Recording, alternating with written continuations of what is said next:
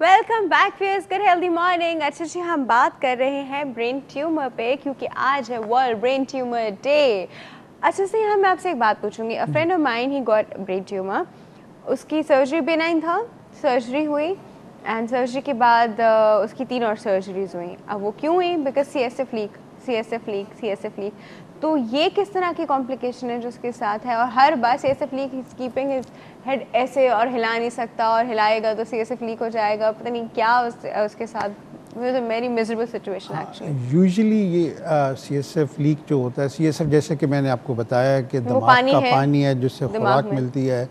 इसको एक झिल्ली की वजह के साथ कवर किया होता है। कई दफ़ा झिल्ली का ट्यूमर होता है, स्पेशली पोस्टीरियर फॉसा में, जो गर्दन के ऊपर और दिमाग के पिछले वाले हिस्से के ट्यूमर्स हैं।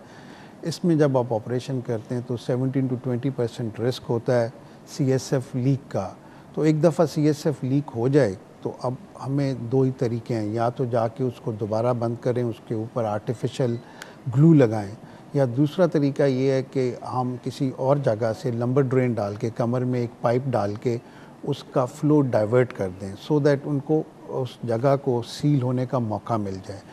Usually most of the time ये सेल्फ लिमिटिंग है। ये खुद ही कुछ 5-6 दिन के CSF डाइवर्ट करने से ये बंद हो जाते हैं। खुदा ना खास्ता अगर इससे ये बंद ना हो तो फिर हमें दोबारा जाके उस जगह का ऑपरेशन करना पड़ता है और उसके ऊपर अच्छी तरह 2-3 टांके लगाने पड़ते हैं, उसके ऊपर स्पेशल ग्लू लगानी पड़ती है सो दैट कि वो सील हो जाए।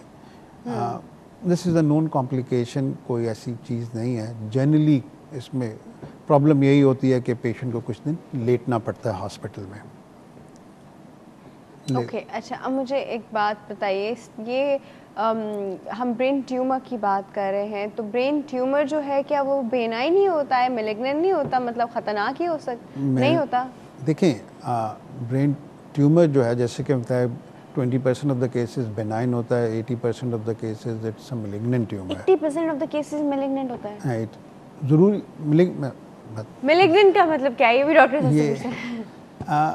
मैलिग्नेंट जो हैं वो जो जड़ों वाले ट्यूमर, जिसका उर्फ़ आम में आप कहते हैं कैंसर, सरतान, वो वाले ट्यूमर्स होते हैं।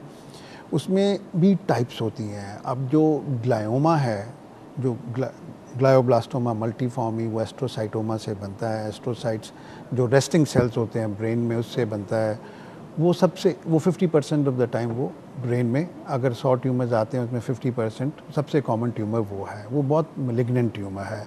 वो यूजुअली मिडिल एज में होता है।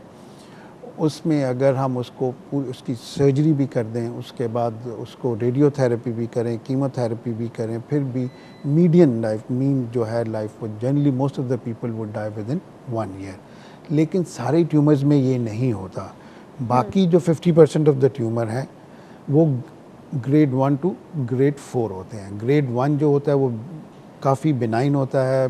2 जो होता है वो लो ग्रेड ट्यूमर होता है। लो ग्रेड ट्यूमर्स का 4 से 5 साल लाइफ एक्सपेक्टेंसी होती है अगर उसकी सही ट्रीटमेंट की जाए।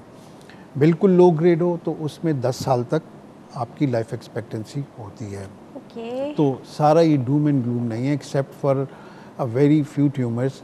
अगर इनकी 3 किस्म की ट्रीटमेंट्स हैं। सर्जरी, जिसमें आप साइटो रिडक्शन करते हैं, रेडियोथेरेपी जो कि आप शॉक के ज़रिए इलाज करते हैं, जो बाकी चीज़ बची होती है उसको जला देते हैं।